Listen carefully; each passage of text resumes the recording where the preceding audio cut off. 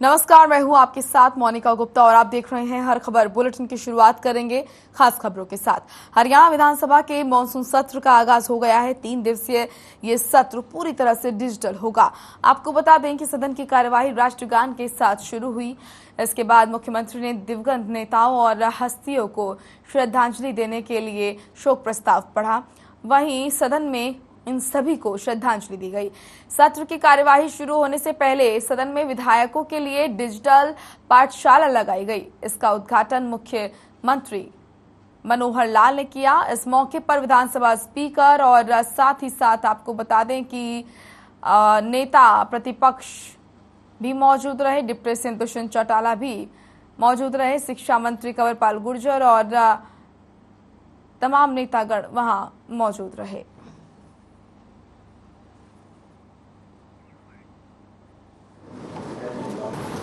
हरियाणा विधानसभा में आज का दिन ऐतिहासिक होने जा रहा है। यहां आज हम एक नई क्रांति का सूत्रपात कर रहे हैं। हालांकि यह क्रांति बिना किसी शोर शराबे के दस्तक दे रही है, लेकिन इसका असर व्यापक, त्वरित और दूरगामी होने वाला है। आज लोकतंत्र का यह पवित्र मंत्र हरियाणा विधानसभा का सदन उच्च तकनीक से संपन्न हो रहा है। गत वर्षों से हमने जो ई विधानसभा का सपना देखा था, आज वह सपना वास्तविकता में बदल रहा है। मैं आप सबका ई विधानसभा है, इससे जहां पेपर की बचत होगी, वहीं आप प्रयास था कि विधानसभा डिजिटल हो। इसके लिए मैं विधानसभा अध्यक्ष आदरणीय ज्ञानचंद गुप्ता जी का, जिन्होंने लगातार इस बात का प्रयास करके धन्यवाद देता हूं कि उनके प्रयास से आज ई विधानसभा की एप्लीकेशन की जो शुरुआत हो रही है, इस सब के लिए मैं आप सबका बहुत बहुत स्वागत भी करता हूं। विधानसभा में हमारे जितने भी विधायी काम हैं, सदस्यों को सहूलत के लिए प्रश्नोत्तर से लेकर के कॉलिंग अटेंशन है या अन्य जितनी भी या चर्चा होती है, डिस्कशन होते हैं, अब उसका एक ऑडियो वीडियो रिकॉर्ड ये भी इसके कारण से अपना बन सकेगा। हर विधानसभा के हमारे सदस्य ने कब क्या बोला, वो पढ़ने की बजाय सीधा सीधा उनको देखने से, सुनने से पता लग सकेगा। पूरा डाटा हमारे पास रहेगा। जब भी हम चाहें इस डाटा को अपने पास देख सकते हैं। ये ऐप मोबाइल में भी डाउनलोड हो सकेगी।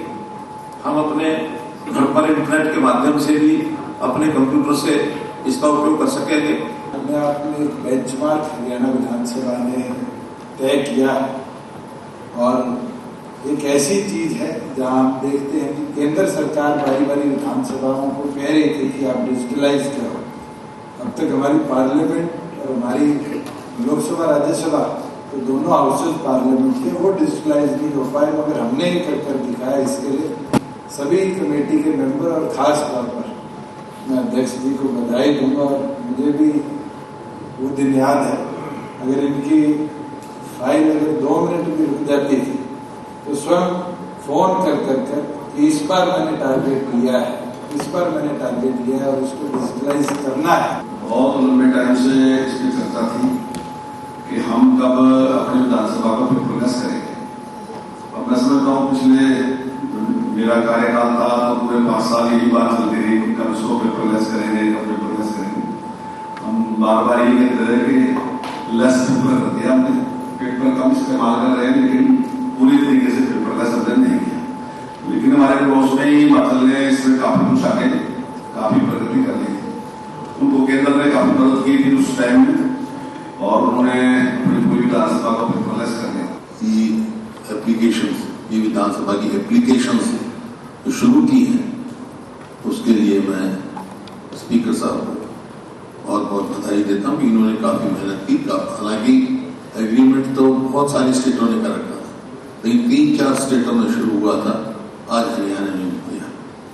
ये जो आज से शुरू हुआ है हो सकता है हमारे तो बहुत यूजफुल ना हो जो हमारे, लेकिन आने वाली जनरेशन के लिए काफी यूजफुल होगा ये जो डिप्टी स्पीकर साहब कह रहे थे, नहीं अपना कंपाल जी कह रहे थे कि भी लेस पेपर, देखो हमारे को तो पेपर लेस नहीं, लेस पेपर चाहिए हमारे जनरेशन को।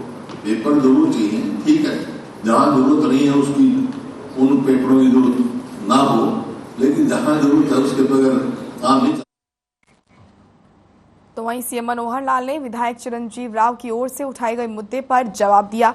सीएम मनोहर लाल ने धारूहेड़ा और रेवाड़ी में राजस्थान के औद्योगिक क्षेत्र भिवाड़ी से आने वाले गंदे पानी की समस्या पर जवाब देते हुए कहा कि धारूहेड़ा और रेवाड़ी में राजस्थान के औद्योगिक क्षेत्र भिवाड़ी की ओर से आने वाले गंदे पानी की समस्या के समाधान के लिए जल्द ही एसटीपी बनाया जाएगा, जिसके लिए एनजीटी ने आदेश जारी किए हैं कि राजस्थान सरकार इसके लिए पैसा उपलब्ध करवाएगी और हरियाणा सरकार ट्रीटमेंट प्लांट स्थापित करेगी।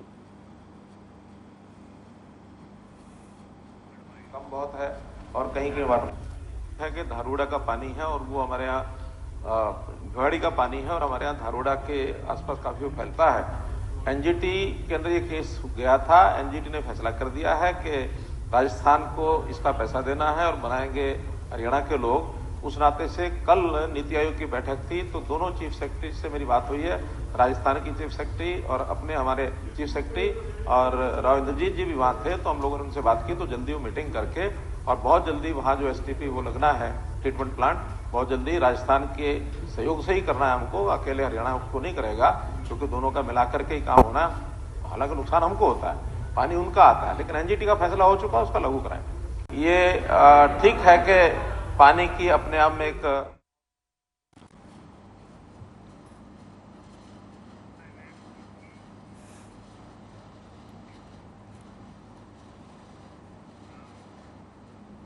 मानसून सत्र का पहला दिन हंगामेदार रहा।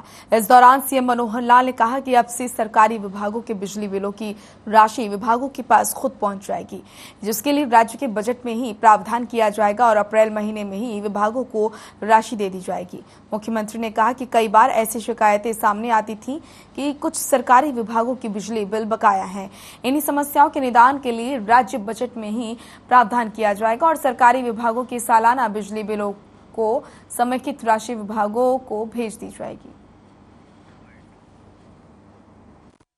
बिजली के बिलों की बात है, ये पहले सालों में विषय चलता था। अब हमने इस साल से ये कर दिया है कि सरकारी डिपार्टमेंट का कोई भी बिजली का बिल अब किसी डिपार्टमेंट को रेज नहीं किया जाएगा, बल्कि बजट बनाते समय हर डिपार्टमेंट का सालाना जितना भी बिजली का खर्च है उसको कंसोलिडेट करके बजट में से कम करके पहले ही अप्रैल में उनका बराबर करके उनको वापस दिया जाएगा। नहीं तो बहुत स्थानों पर ये शिकायत आती है कि इस ऑफिस का बिजली का बिल नहीं गया, इसका नहीं गया, क्योंकि आखिर पावर डिपार्टमेंट एक इंडिपेंडेंट संस्था है, इंडिपेंडेंट यानी एक कंपनी है। उस कंपनी के नाते उन्होंने तो बिल अपने हर एक विभाग हो, चाहे सरकारी चाहे प्राइवेट हो, कोई भी उनको अपने बिल लेने हैं। तो अब हमने ये तय किया है कि सरकारी विभागों के सारे बिजली के बिल डिपार्टमेंट को ऑटोमेटिकली चले जाएंगे। इसी प्रकार और भी जो विभागों का लेन देन होता है जिसके कारण से कंट्रोवर्सीज होती हैं, वो भी बजट में ही उसका समाधान कर दिया जाएगा, ताकि साल का जितना खर्च है सारा उसमें से निकालें। फिर भी इसकी जो जानकारी इंक्वायरी जो है वो पब्लिक हेल्थ डिपार्टमेंट करेगा। बिजली के बिलों की बात है, ये पहले सालों में विषय चलता था। अब हमने इस साल से ये कर दिया है कि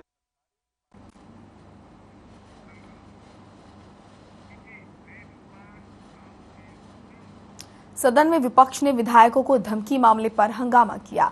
इतना ही नहीं, कांग्रेस ने सदन से वॉकआउट कर लिया। सदन से बाहर आकर भी नेता प्रतिपक्ष भूपेंद्र हुड्डा ने मामले पर बयान दिया। तो वहीं गृह मंत्री अनिल विज ने जवाब देते हुए कहा कि मामले में कार्रवाई लगातार जारी है और कई आरोपियों की गिरफ्तारी भी हो चुकी है। सेटिस्फाइड नहीं है, जब तो वॉकआउट किया हमने कि ये एडजॉर्नमेंट मोशन कानून व्यवस्था इतना ज्वलंत मुद्दा है कि आज हर व्यक्ति हरियाणा में अपने आप को असुरक्षित महसूस कर रहा है। तो इसकी पूरी चर्चा होनी चाहिए थी, इसका कोई इस हिसाब से जवाब आना चाहिए था।